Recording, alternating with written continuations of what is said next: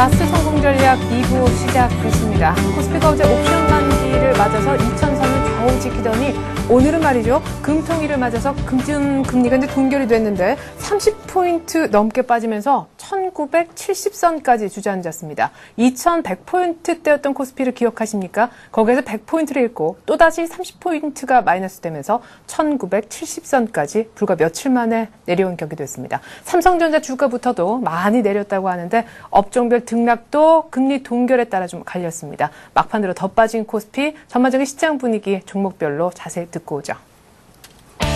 네, 시황센터입니다. 2월 11일 금요일장 마감했습니다. 오늘 또다시 외국인들의 매도에 코스피 코스닥 큰 폭으로 하락했는데요. 한국은행의 기준금리 동결도 약발은 없었습니다. 자세한 내용 코스피부터 확인해 보겠습니다. 오늘 코스피는 31포인트 하락하면서 1977포인트에서 마무리됐습니다. 오전장에서는 기준금리 결정을 앞두고 보합권에서 등락하다가 기준금리 동결 소식이 나오자 2020선까지 반등하기도 했습니다. 하지만 오후장 들어서 외국인들의 매도가 거세지는 가운데 프로그램 쪽에서 매물을 내놓으면서 결국 하락 전환했는데요. 2000선도 내준 상태에서 1970선까지 내려와서 마감됐습니다. 결국 60일 이동평균선도 큰 폭으로 하회했는데요. 자세한 내용 수급 내용으로 살펴보겠습니다.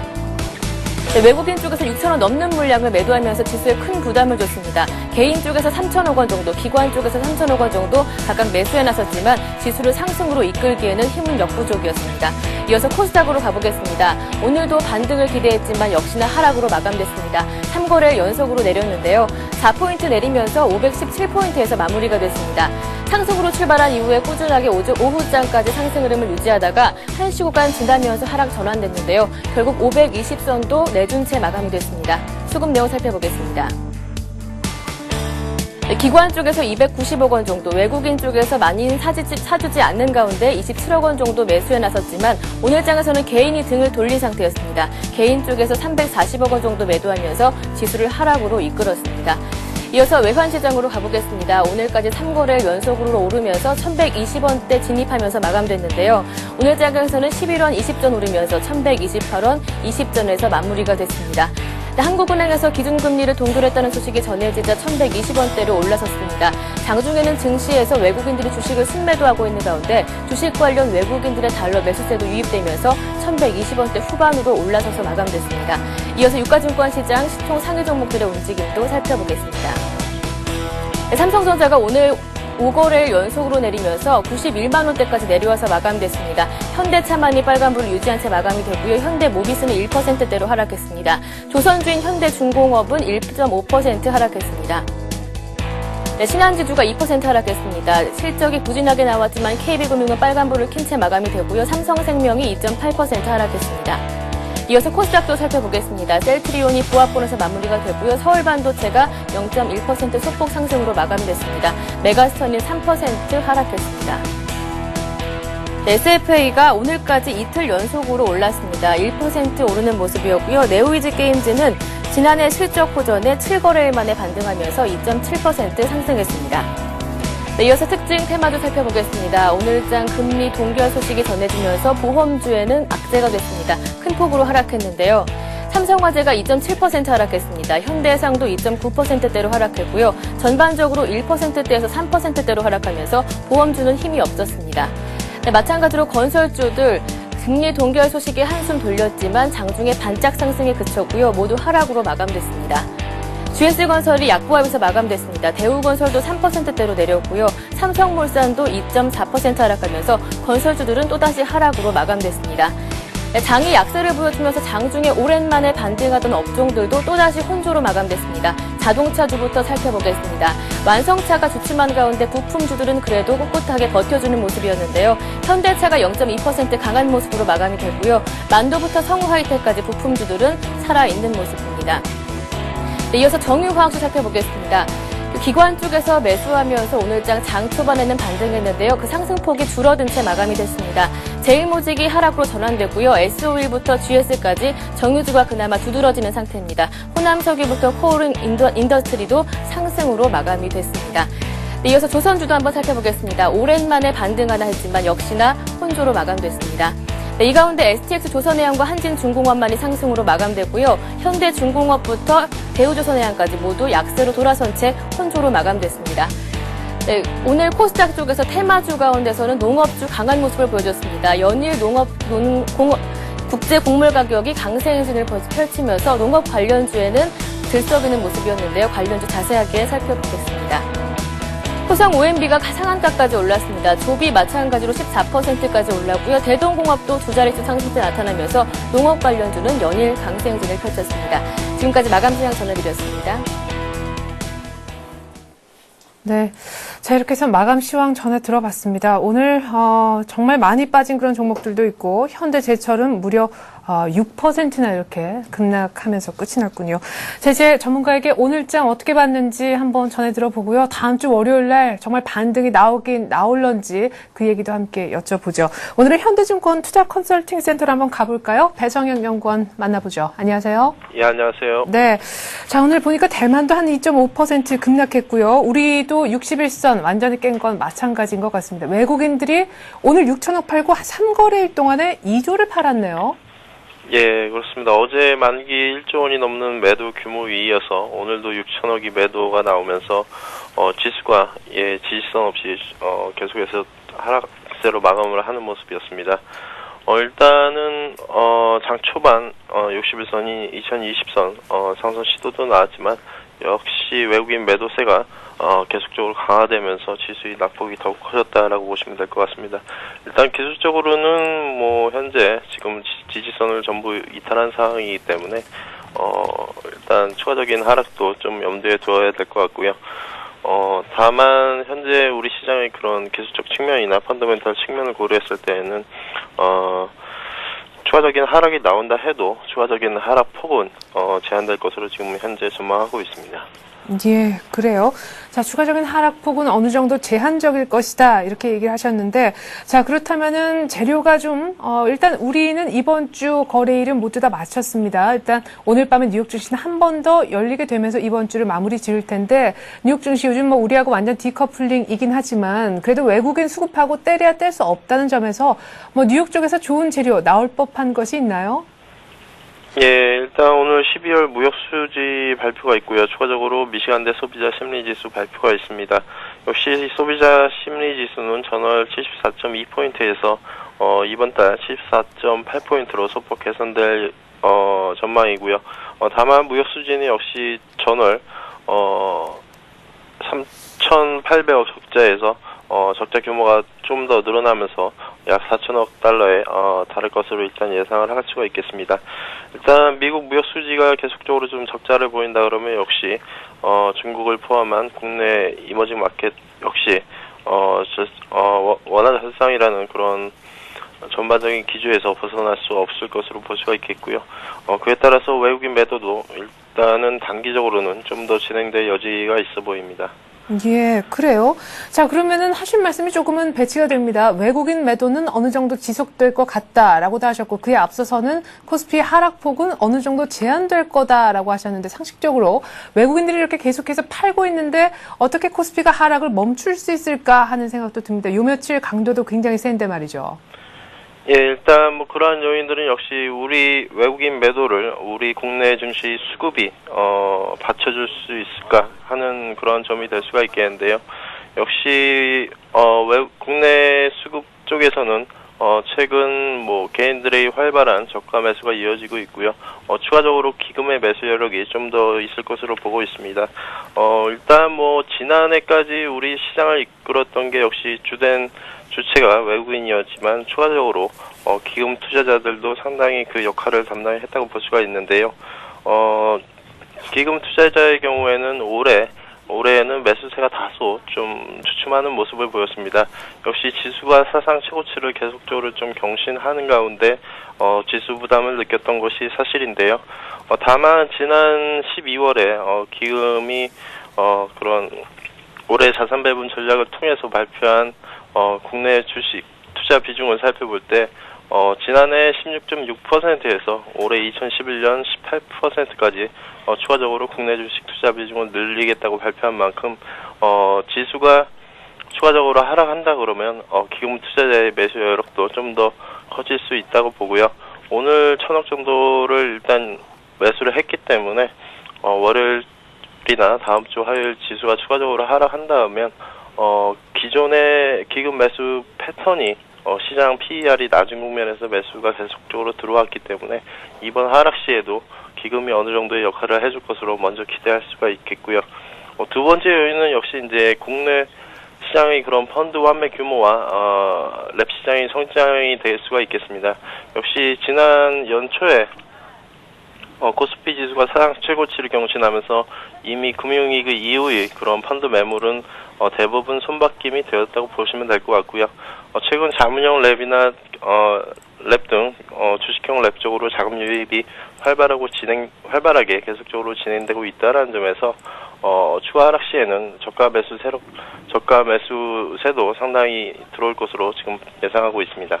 예, 그렇군요. 결국에 추가 하락이 조금 외국인들의 매도에도 불구하고 제한적일 것이다. 하방 경직을 보일 것이다. 라고 생각하시는 거는 개인이 됐든 랩을 중심으로 한 기관 쪽이 됐든 기금을 중심으로 한 어쨌거나 대기 매수세가 받쳐줄 것이기 때문이다. 라는 얘기셨는데요. 자, 그러면은 당장 월요일장의 반등 가능성을 어느 정도로 생각하시는지 궁금하고요. 지금 월요일장 만약 반등한다고 하면 펼칠 수 있는 전략을 어떤 쪽으로 보고 계신지요? 네, 일단 월요일 당장은 장중에 외국인 매매 동향에 대한 점검이 가장 우선시 되어야 될 것으로 보고 있습니다. 일단은 펀더멘털 측면에서는 우리 시장이 2000선에도 불구하고 지금 현재 PER이 약 10배 정도의 수준에 불과하기 때문에 일단 2000선 이하에서는 펀더멘털 기준으로도 싼 영역으로 시장이 진입하고 있다라고 보시면 될 것 같고요.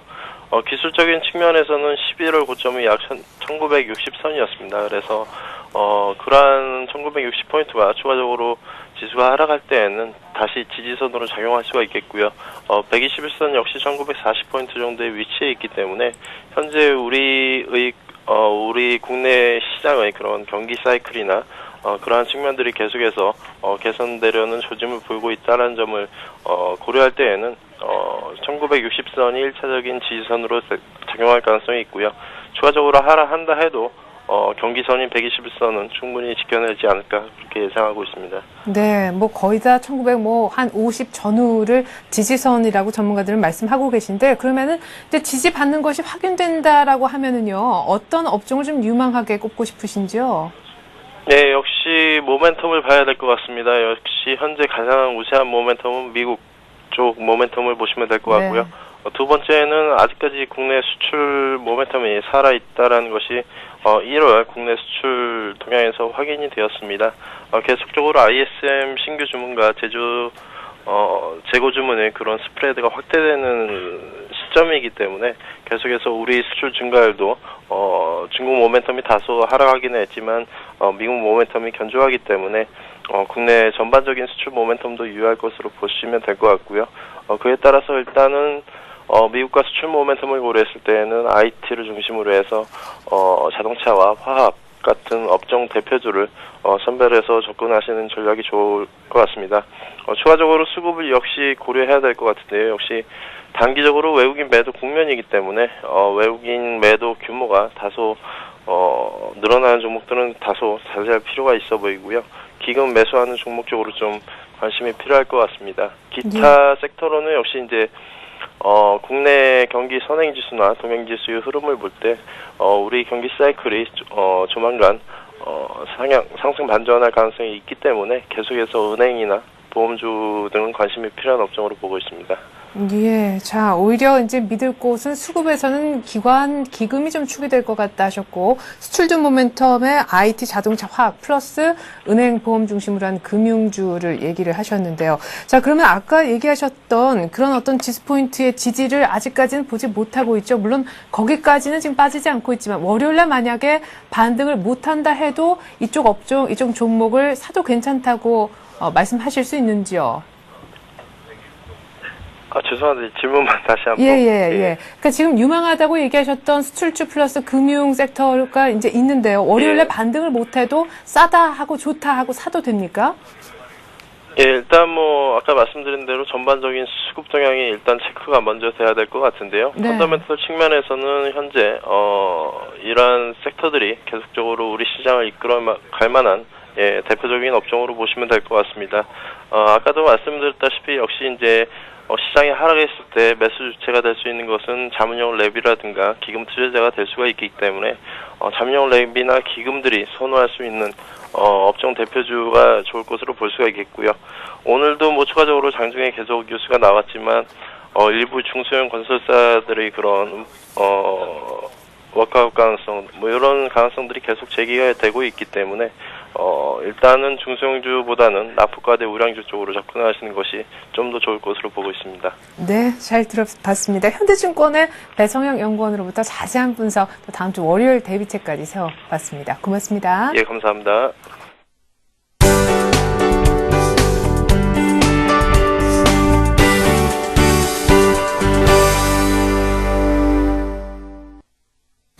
이 시각 주요 뉴스입니다. 한국은행 금융통화위원회가 오늘 기준금리를 동결했습니다.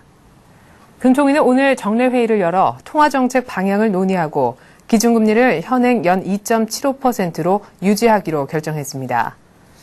김중수 한은 총재는 국내 경기는 수출과 내수가 다 같이 늘어나 상승세를 이어가겠지만 구제역, 이집트 사태에 따른 국제 유가 상승 등이 성장률을 낮추는 요인이라면서 기준금리 동결 배경을 설명했습니다. 이와 함께 한은은 기준금리를 2달 연속 인상하는 데 대한 부담을 느낀 것으로도 보입니다. 그러나 한은은 인플레이션 기대 심리에 대한 강한 우려를 표명해 내달에는 기준금리를 인상할 뜻임을 시사했습니다.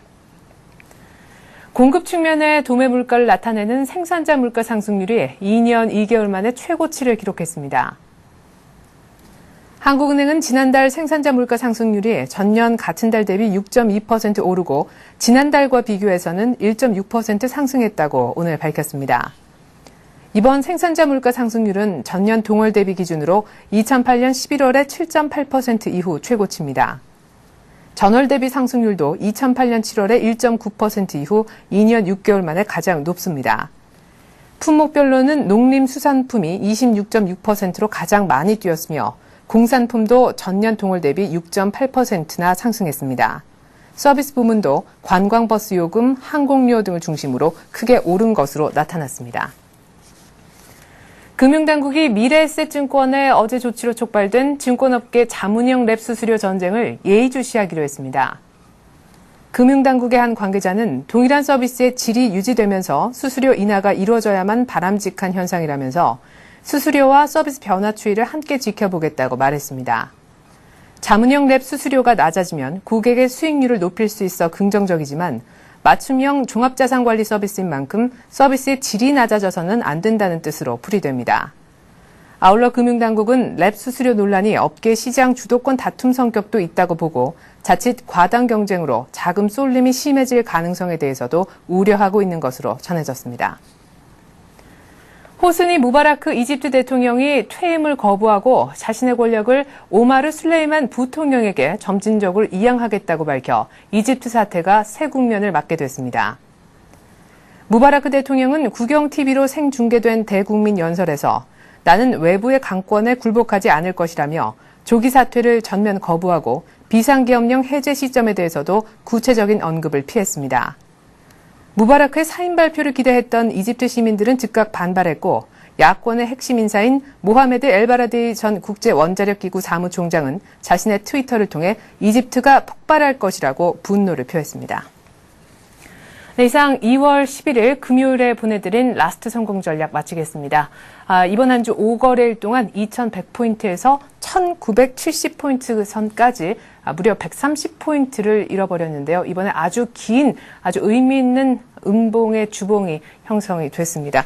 그래요. 1월 상승분도 다 이제 갉아먹고 12월 중승분, 상승분까지도 토해낸 시점인데요. 다음 주 월요일에 과연 어떤 재료로 상승을 할 수 있을지 가장 궁금합니다. 주말에 뉴욕이 오른 것이 과연 모멘텀이 될 수 있을까요? 월요일 반등을 기대합니다. 저는 다음 주 월요일에 다시 올게요. 고맙습니다.